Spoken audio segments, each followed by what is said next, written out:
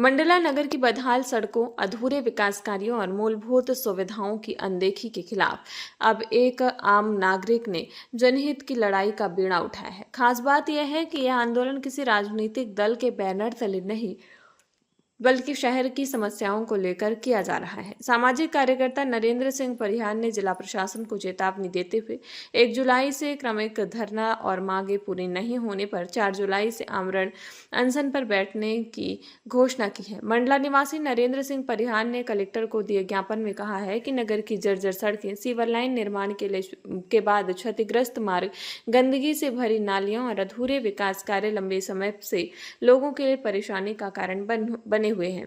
कई बार प्रशासन का ध्यान आकर्षित करने के बावजूद समस्याओं का समाधान नहीं हो सका। इसी के विरोध में उन्होंने 1 जुलाई से कलेक्ट्रेट मार्ग पर क्रमिक धरना शुरू करने की घोषणा की है। उनका कहना है कि यदि 2 दिनों के भीतर प्रशासन ने मांगों पर ठोस कार्रवाई शुरू नहीं की तो वे 4 जुलाई से आमरण अनशन करेंगे। नरेंद्र सिंह परिहार ने स्पष्ट किया है कि उनका आंदोलन किसी राजनीतिक दल या व्यक्तिगत स्वार्थ से प्रेरित नहीं है। उन्होंने कहा कि जहां अक्सर राजनीतिक दल अपने हितों को लेकर आंदोलन करते हैं, वहीं उनका यह संघर्ष केवल मंडला नगर की जनता और शहर की बुनियादी समस्याओं के समाधान के लिए है। परिहार ने प्रशासन से बड़ चौराहा से हनुमान घाट, मुक्ति मार्ग, धाम के निर्माण, सीवर लाइन से क्षतिग्रस्त सभी सड़कों की मरम्मत, नगर के 24 वार्डों की नाला नालियों की तत्काल सफाई, महाराजपुर में अधूरे डिवाइडर निर्माण को पूरा करने तथा सभी मुक्ति धामों के सुव्यवस्थित विकास और सौंदर्यीकरण की मांग की है। मैं स्वामी सीताराम वार्ड क्रमांक 11 मंडला का निवासी हूँ। मैं यहाँ इसलिए बैठा हूँ कि सीवर लाइन कार्य के दौरान बड़ चौराहा से मुक्ति धाम तक की जो मार्ग है बहुत ज़्यादा जर्जर है वो, और उस पर बार बार प्रशासन से आवेदन करने के बाद भी कोई कार्रवाई नहीं हो रही है। और ख़राब रोड के कारण आए दिन उसमें राह चलते बच्चे गिरते हैं, लोगों पर कीचड़ छटकता है और सूखे मौसम में धूल मिट्टी उड़ती है जो कि सांस लेने में परेशानी होती है लोगों को, बड़े बुजुर्गों को। और सीवर लाइन कार्य के दौरान गली गली में, गली कुलियों में जो है मार्ग क्षतिग्रस्त हुआ है। हम चाहते हैं उनका भी बहुत सुव्यवस्थित ढंग से निर्माण किया जाना चाहिए।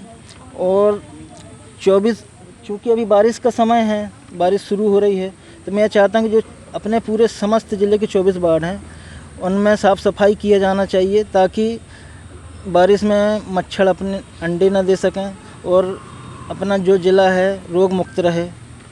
और समस्याएं आप बता रहे हैं जी तो पहले जी मैंने पहले बस ये अवगत कराया था कि बड़ा चौराहा से मुक्ति धाम तक की रोड का निर्माण कार्य होने के लिए मैंने 10 दिन पूर्व आवेदन दिया था, पर उस पर कोई सुनवाई नहीं हुई।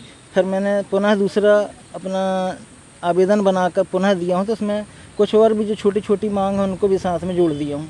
आम जन की जो समस्याएं रहती हैं, आम समस्या तो पूरे समाज की है, पूरे जिलेवासियों की है, पर मैं तो यही कहूँगा लोगों में जागरूकता की कमी है, अपने अधिकार के बारे में वो ज़्यादा जानते नहीं हैं। हम तो यही कहना चाहेंगे कि जनता से प्रशासन है, प्रशासन से जनता नहीं है। अगर प्रशासन लोगों को जन सुविधा नहीं देगा तो हम जैसे जागरूक लोगों को यह कदम उठाना पड़ेगा। ये जो शहर का धरना, मैंने जैसा कि अभी कहा कि लोगों में जागरूकता की कमी है, अपने अधिकारों के बारे में जानते नहीं हैं और प्रशासन से आम जनता नहीं होती, आम जनता से प्रशासन, शासन प्रशासन होता है। इसलिए मैं यही कहना चाहूँगा कि लोग अपने अधिकारों के प्रति जागरूक बने, अपने अधिकारों के लिए लड़ें और प्रयासरत जब तक रहना चाहिए जब तक शरीर में प्राण है। ये जो धरना है आपका किस तरह का धरना है और कब तक बैठे रहेंगे आप? अभी तो मैंने आवेदन दिया है कि 3-4 तारीख तक मैं 3 तारीख तक क्रमिक हड़ताल करूँगा, यानी क्रमिक हड़ताल रहेगी मेरी। उसके बाद 4 तारीख से फिर मैं आमरण अनशन करने का शुरुआत करूँगा अगर मेरी मांग नहीं मानी गई तो।